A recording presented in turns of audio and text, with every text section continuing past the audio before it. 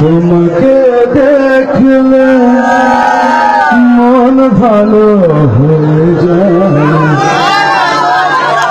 দুটি কথা বললে ভালো লাগা ছুঁয়ে যায়। কেন যে বিধাতা এত রূপ দিয়েছে তোমায়, এত রূপ দিয়েছে তোমায়। ধন্যবাদ জানাচ্ছি আজকের সাবলীল এবং বলিষ্ঠ উপস্থাপনার জন্য আমাদের খুব কাছের মানুষ উত্তম দাকে, তাকে আমার পাশে মঞ্চে আমি চাইছি। সেই সঙ্গে আয়োজক বৃন্দ যারা আছেন তাদেরকে। আসলে এই মঞ্চে আমি গান করেছি অনেকবার, একই গান, এই জন্য গান আমি স্কেয়ার করবো না। আপনাদেরকে আমি একটা ভিন্ন টেস্টে নিয়ে যেতে যাচ্ছি। যেহেতু সাংস্কৃতিক অনুষ্ঠান, তো সাংস্কৃতিক অনুষ্ঠানে সব ধরনের অনুষ্ঠানে থাকতে পারে, সব ধরনের পারফরমেন্স থাকতে পারে। আপনি যদি আপনারা অনুমতি করেন, আমি আপনাদেরকে আমার নিজের লেখার একটা কবিতা শোনাবো, যদি সবার অনুমতি থাকে। আছে কি? আছে? আপনারা কি বলেন? করবো? Thank you.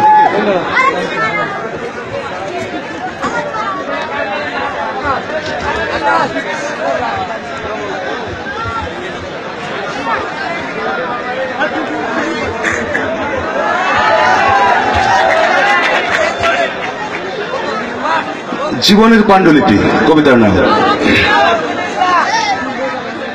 আমার এমন একটা সময় ছিল, ছুটি আর ছুটি কাটিয়েছি সারা বেলা। আমার এমন একটা সময় ছিল, ধুলো মাখা গায়ে খেলেছি অনেক খেলা। আমার এমন একটা সময় ছিল, আকাশকে নিয়ে ভেবেছি আর ভেবেছি। আমার এমন একটা সময় ছিল, স্বপ্নপুরীতে হেঁটেছি আর হেঁটেছি। আমার এমন একটা সময় যাচ্ছে, বুকের ভিতর শুধুই যন্ত্রণা। আমার এমন একটা সময় যাচ্ছে, পৃথিবী করছে ঘৃণা আর বঞ্চনা। আমার এমন একটা সময় যাচ্ছে, জীবন যেন হারিয়েছে তার ছন্দ।